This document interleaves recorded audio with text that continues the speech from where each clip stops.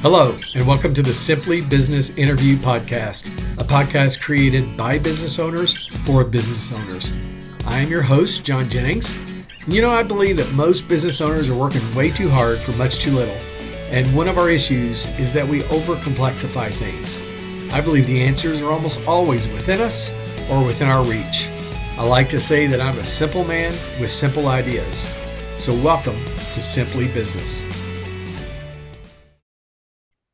All right, today we have an interesting guest. I'm excited to hear more about this. I met Ray Robertson a few weeks ago, and we had some interesting life paths crossing, relatives and locations, and I spent a lot of time in his hometown and all that sort of stuff. So we had a fun time catching up.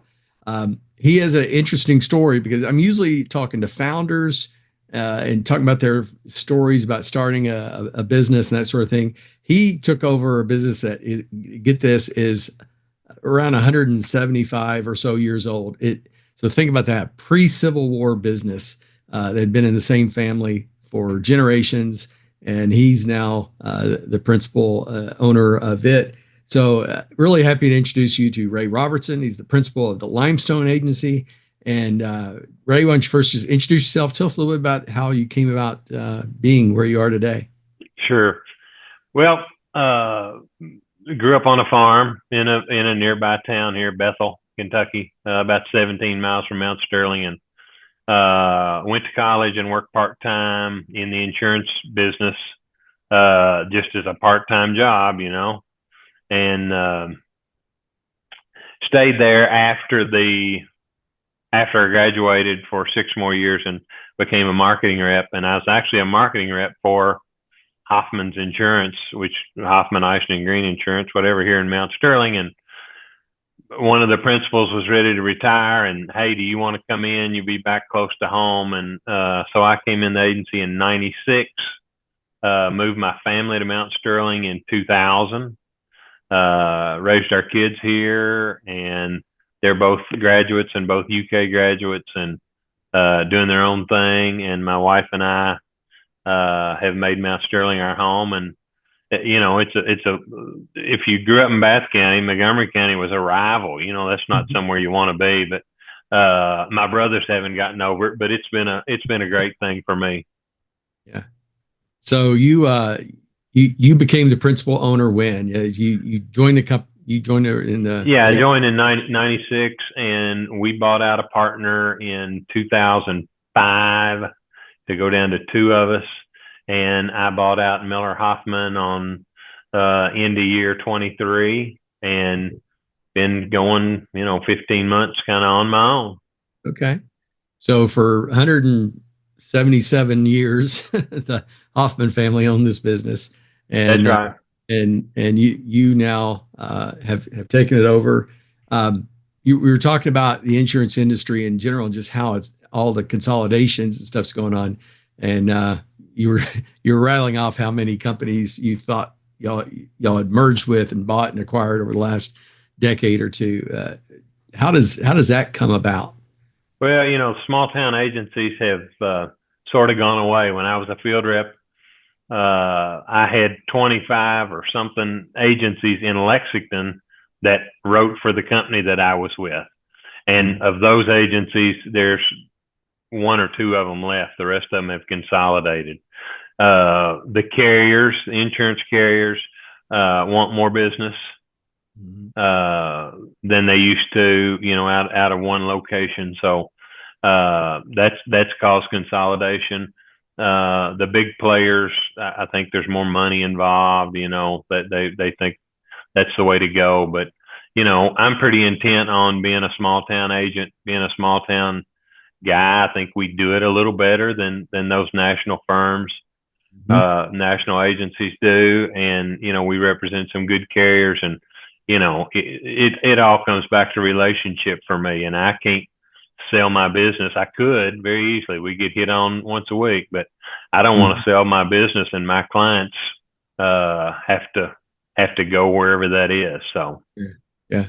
I love small town businesses, love local businesses. One of the reasons I do this, and like to bring people like you on to give you a chance to kind of little brag about yourself, talk about, what makes you special and that sort of thing. And so you've consolidated all these different small companies from around the region. These probably mostly a lot of them were probably solopreneurs, right? People Right, that, right, person hung up a shingle, got their license, and started doing it, and then right. And that's hard to do now and get a group of companies. I mean, you can't dream up something that we can't write with yeah, typically with one of our companies. And it's hard when you just have one or just have two. And hmm we're fortunate enough to have, sometimes more companies than we can feed, but yeah, that's just part of it. yeah, yeah. So do you get a lot of pressure from some of the larger ones about not writing them enough, like because No, you're probably not so spreading? much.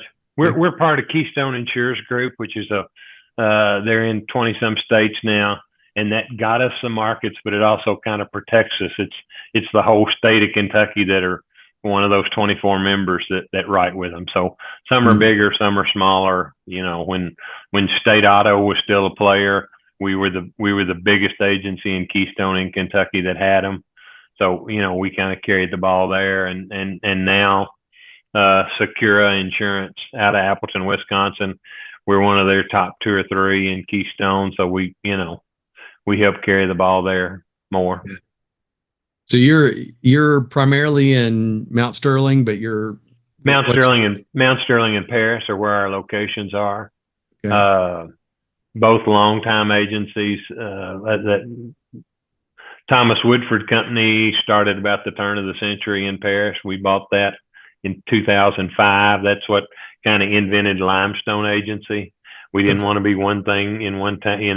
We still Hoffman Robertson's on our door, but Limestone's on it bigger.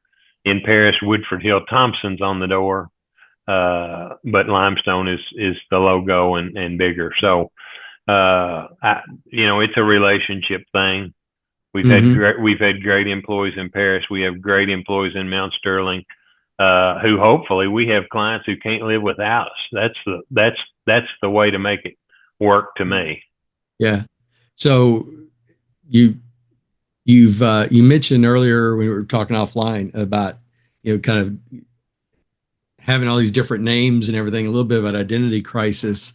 What's where do you see you going along those lines? Is are you Well, we're slowly going more toward limestone all the time. We sometimes a little faster at different things, but you know, we advertise on the radio here in Mount Sterling on WMST, which is a great thing for a small town to have, I can tell you. Mhm. Uh, but we advertise on that, and it doesn't matter whether I say Hoffman Robertson, whether I say Limestone, whether I say one of our carriers who's maybe sponsoring part of the ad. It's I hear every day, and my wife just told me yesterday, oh, your husband's Ray. I hear him every morning on the radio on the news. So I do the commercials myself. We use the same background music and Yeah. change the message. Probably not often You've got a enough, good but voice. well, I don't know about that, but it's just that's a small town thing, and Yeah. obviously I insure the radio stations. You just get into things that, and I'm one of those that can't say no. I'm involved. I've been chairman of planning and zoning in Mount Sterling for 23 years. Oh wow. I'm chairman of the board of the Longview Cemetery at Bethel the last, I don't know, 3 or 4 years, and I have a problem saying no, but hopefully I grow up and get better at that. So that's actually interesting because I hear that all the time from business owners that they're stretched too thin and can't say no. Uh, and it's a double-edged sword, right? Because I serve on some boards as well, and you do that because you want to serve the community. You do that, you want to give. You also want to do that to meet people. It's part of your networking and everything else. Right. But recognizing when to say no and when to hang it up. How do you reconcile that? How do you decide what's worth spending time on? Well, it's a little hard. The cemetery deal is the little town of Bethel. about 175 or 80 people there, and we got 5,200 graves or something like that. So that was, I used the excuse that my mother, if she were living, would want me to have done that. So planning and zoning just sort of happened. My former partner, Miller Hoffman, was chairman of planning and zoning for probably 10 years, something like that. And when he was getting off, the mayor asked me if I'd like to go on. And Miller stories, he always said, don't don't do that. Don't do that. Well, I've done it. So it's just hard. There's lots of activities, lots of things. And, our kids are grown and doing their own thing now. So we're not, chasing the bus to, Falmouth or Campbell County or something for a ball game and that sort of thing anymore. But, and most of it comes about because of the insurance agency and what I do. And, I've never had a job interview. I've never had a resume. Wow. Never really, since I left the company in '96, I don't think I've got a job. I think it's just what I do. And, when the wind's blowing 90 miles an hour and, my phone's ringing, I turned my phone off, but I can hear it over here with the people who are on my favorites list. It's still dinging and ringing, but, I just try to stay on the go, and, a lot of windshield time, sometimes running between clients, this and that, and always on the phone. And, my wife has been very understanding and I know there's times when we're on vacation that she wishes I'd throw the phone in the water, but, it's just who I am and what I do. I don't think it's anything special. I want to treat my clients the way I like to be treated by whoever's doing something at my house. I mean, that's really what it is. And when the worst storms we've had, I think probably May 2nd of 2023. And, I was doing a eulogy at a funeral the next morning, for the guy who had been running the Longview Cemetery at Bethel forever. And, I had to turn my phone off because it wouldn't quit because all these people had storm damage, and, spent the rest of that day and Sunday and whatever. And I can't put the roof back on. I can't, Right. I might be able to find somebody that can fix it, whatever, but I think clients deserve that to be there. And, I don't know what, shake their hand and say, man, I just hate this. There's nothing worse than a house fire. I mean, that is the most helpless, just can't do anything, to help those people. But my parents' house burned in '92, to the ground. They were gone and, away from home. And it just, that left an impression on me, how that, how devastating that is. And we don't have very many of those, but, and some of them I don't know about for 2 weeks. It's weird how you find out, but, I operate on my cell phone most of the time. And I think everybody on God's green earth has got that number nowadays. So.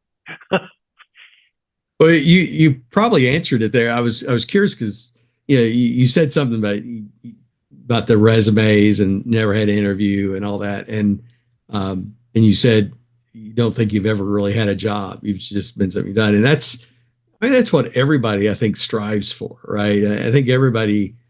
I mean, there's people in this world, I guess, that are happy with a job, a job, right? But then but there's a lot of people, and I think the research shows it's around 75-80% of people want more than that. And I was kind of curious, insurance is not something that draws that many people to, but it sounds like maybe, the story of your parents' loss, Well, that was right around the same time you were going into that. Right? Yeah, that made some difference. And, you get to know these clients, and, and I always say when a storm happens or something happens, I get more calls from people who have a little scratch on their car than the guy who a really good client of mine whose house burned on a Saturday night. And, when I went to church on Sunday morning, I found out about it, and I left church and went to try to find him and see what was, he was going to wait and call us on Monday because we don't work on the weekend. And, my phone is never off.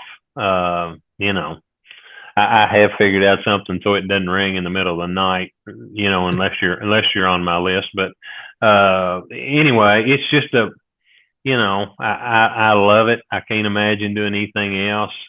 I Hmm. didn't think growing up, I don't know what I thought I was going to be growing up, but went to UK, got a degree, uh, met a pretty girl, and we've been married almost 31 years, Yeah. and have a 25-year-old and a 27-year-old who grew up in Mount Sterling, Montgomery County, Indians, and that's been a good thing. Yeah. So, you mentioned your kids, they're adults. Are either of them interested in the insurance business? Well, my 27-year-old daughter works for CHI St. Joe as Hmm. a physical therapist. Okay. She went to Leavenworth, Kansas, to St. Mary, University of St. Mary, to go to school, to go to PT school. And my son, who's 25, had another job right out of college, and called me asking questions one night, and he had an interview with Cincinnati Insurance. Okay. So we represent them, but he didn't want anybody to know that he wanted to do this on his own, and he did it. Hmm. So he's a commercial underwriter for Cincinnati. Okay. Lives in Newport, works in Fairfield, has to be in half the time and home half the time, and Yeah. so he's a commercial underwriter in St. Louis and a little and west of there, and they got hammered that same night by the storm that got Pulaski and Laurel County in Kentucky. Oh, wow. Yeah. So there is a little bit of insurance still running in the blood of, Yeah, yeah. I don't know what his plans are, but I'm a big believer in they don't have to do what I do. They can, they're my children, and I want them to do whatever they want to do. I'm sure my dad wanted me to stay on the farm and farm, just like my three brothers older than I was. Hmm. I was the baby, and we were kind of the poster child for all the kids that left the farm. And the Lexington Right. Herald Leader wrote a big story about it, and but he really wanted us to do what we wanted to do. Hmm. But when you So, had a 1790 land grant farm, was hard to, oh, you wow. know, Yeah. that was pulling on us. So Yeah. Is that farm still in the family or? no, it's not. Yeah. My dad got killed on the farm in '02 at 75 years old, and my mother was already sick. She passed away in '04, and my brother said, "Hey, farm as long as you want to, but don't stay in it for us."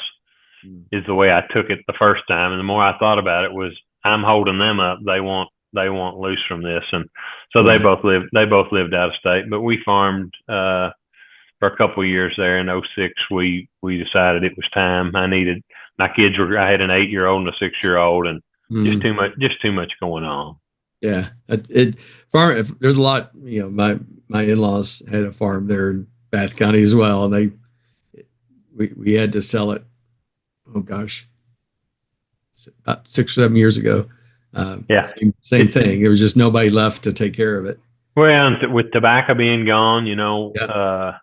my mother spoke all over the United States about the culture that tobacco, everybody demonized tobacco, but what tobacco did, and their car always had a bumper sticker that said "Tobacco money pays my bills," and so Yeah. without tobacco, it is a different, it's a Yes. different thing. Yeah. I saw that transition in their farm. Went from that to cattle, and yeah, Right. it was a definitely a different life, and Yes. definitely not as profitable.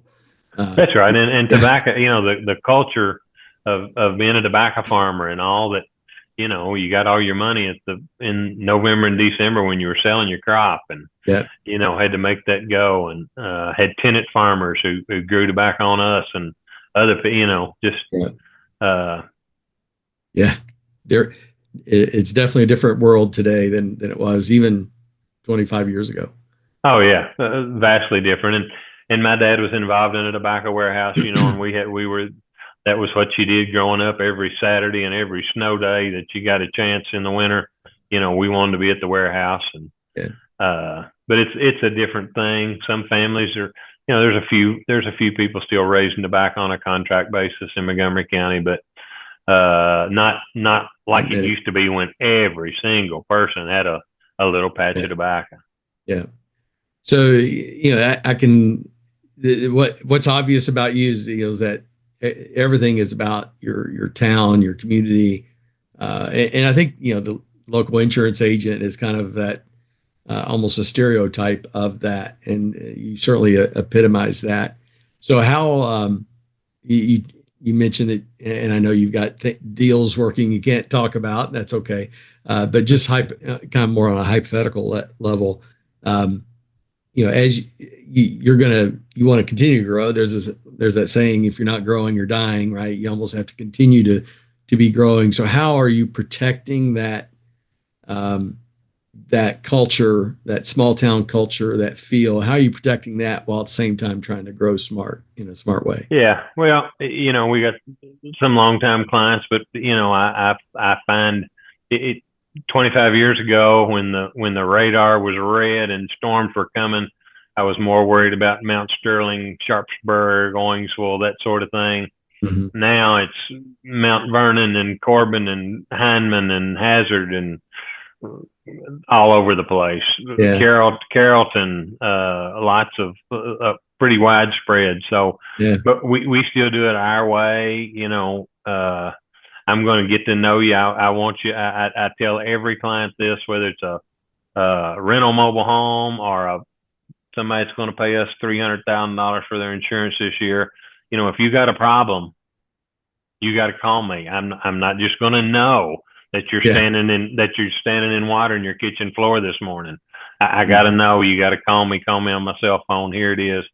And our employees are awesome about keeping up and keeping me up on the weekend on what they've heard, what they've seen, who's reached out to them. And a couple of weeks ago when the storms hit Laurel County that night, we had a big loss that morning at like 11:30 or 12 o'clock in London. And I've got a fairly new producer, somebody I've known his whole life, but he'd been at other agencies and he came here last year. And I had to call him about something that afternoon, on that Friday afternoon. And I said, "Hey, what are you doing? Sounds like you're in the car." And he said, "I'm going to London to see the client because Cheryl told me that I needed to." And I've talked to him 2 or 3 times, and both times he didn't sound very good. So I'm headed to London. On Friday afternoon. I'm sure he had 1,000 other things he'd rather done, but that's just that's just what we do. Yeah. And how big is your team? I mean, I think I've got 14 employees. We just hired a new one this week, so it's kind of okay. and my wife helps out on some customer service stuff on health insurance clients. It's just hard to do everything. And Right.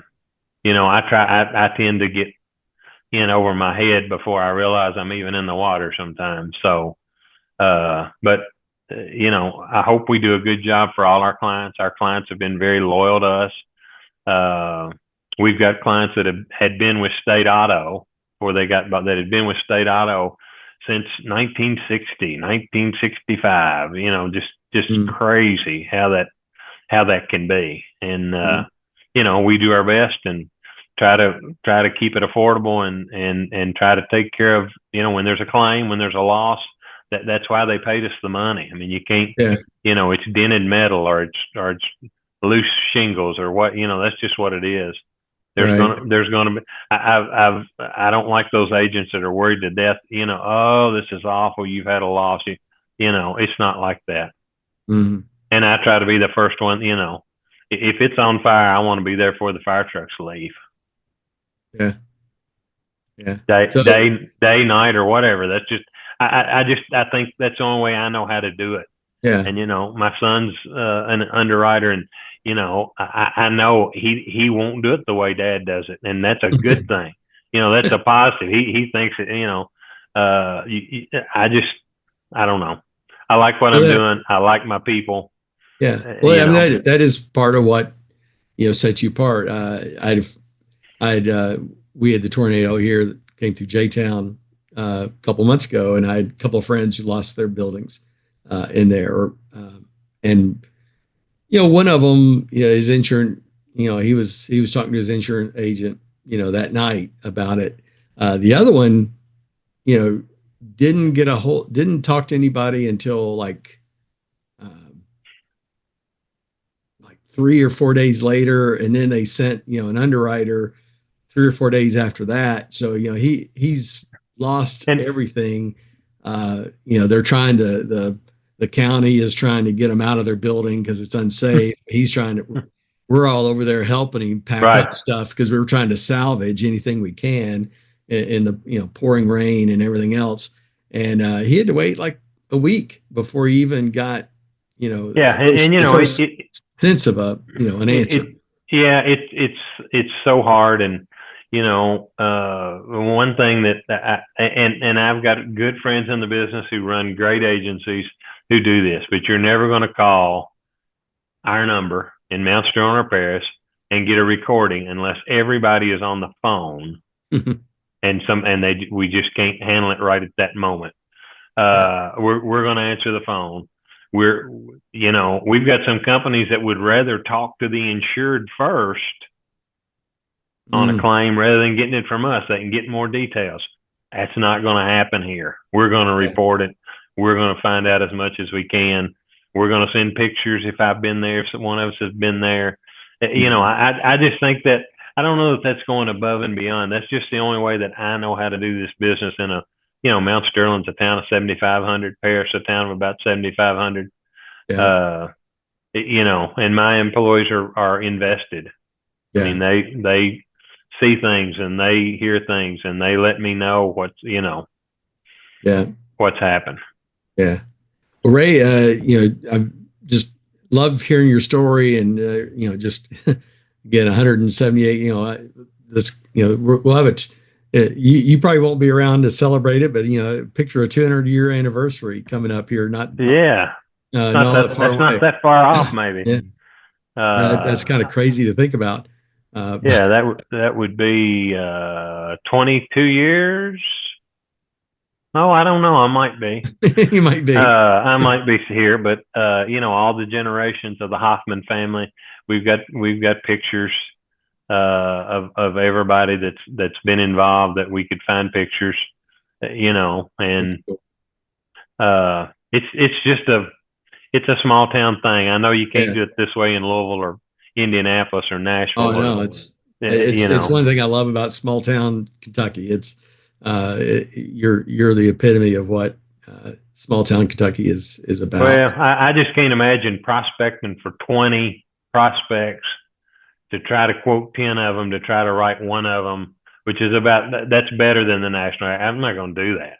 Yeah, That's just not, you know, if I think I can't get in there, I'm getting out before I go through all that process. So, yeah, yeah. It's fast. So if people are kind of in that, I guess, central eastern Kentucky area that might need insurance, or might be a who knows, maybe somebody who love to be part of your team. How do they get in touch with you?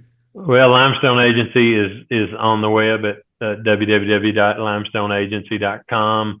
My email is pretty simple. It's ray.robertson@limestoneagency.com. Our office number is 859-498-3410, and you're going to get Sherry or Cheryl or Brenda or Julie or Penny or Ethan.